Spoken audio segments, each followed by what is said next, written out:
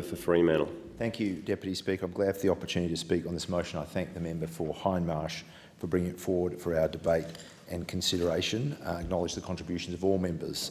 The member for Hindmarsh raises a very important issue. You wouldn't like to think that in Australia today you could have a company or companies operating in our ports or anywhere else, for that matter, with a track record of labour rights violations and safety standard breaches, not to mention other kinds of exploitative behaviour. This week, in the Parliament, we'll debate the modern slavery legislation, which looks to combat the scourge of employers, if you can call them that, who prey on vulnerable people and subject women, men and sometimes even children to work practices and conditions that are characterised by coercion, danger, wage theft and abuse.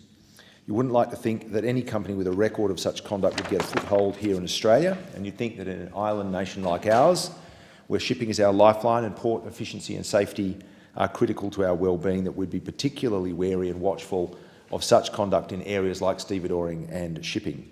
Yet, as the member for Hindmarsh and other members contributing to the debate have outlined, concerns have been raised about the Victoria International Container Terminal Company, an offshoot of International Container Terminal Services Incorporated, that since 2014 has operated at Melbourne's Webb Dock. The parent company, ICTSI, seems to concentrate its operation in countries that suffer from and struggle under authoritarian regimes, apparently seeing in these circumstances the opportunity to profit from the lack of regulation and systemic integrity. There have been reports of ICTSI port operations in countries like Nigeria, Sudan, the Democratic Republic of Congo, Honduras and Syria, among others, that include worrying examples of conduct that is not consistent with basic workers' rights or with international efforts to sanction oppressive autocratic regimes. Deputy Speaker, a Victorian offshoot of ICTSI has now been established, and it may be the company intends to expand operations at other ports. I note that the terminal licences in Fremantle are currently out for tender and under negotiation for renewal. It may be that ICTSI, in some form or other, is interested in those licences, just as it was interested in the Melbourne operations. That would be a concern, based on what appears to be the record of this company in other countries. All of the opposition member contributors to the debate, and we're the only contributing members in this debate, have essentially argued from a simple principle. There is no place in the world for companies that undermine or attack workers' rights. They are fundamental human rights, and Australia should be active and uncompromising in protecting those rights in our country and advancing the protection of those rights elsewhere. Deputy Speaker, that's why the larger issue here is about having the right filters in place. We should be able to and we must screen out operators with a track record of seriously bad conduct. I'm glad that Labor is prepared to consider a regulatory framework at the national level to ensure that companies with a history of involvement in illegality or corruption are blocked from access to Australian government procurement processes or other contractual arrangements. Without such a framework, which is commonly known as a debarment policy, there will always be the potential for companies with a track record of unacceptable and illegal conduct to bring their dodgy practices to Australia or to run away from their responsibilities and failures elsewhere.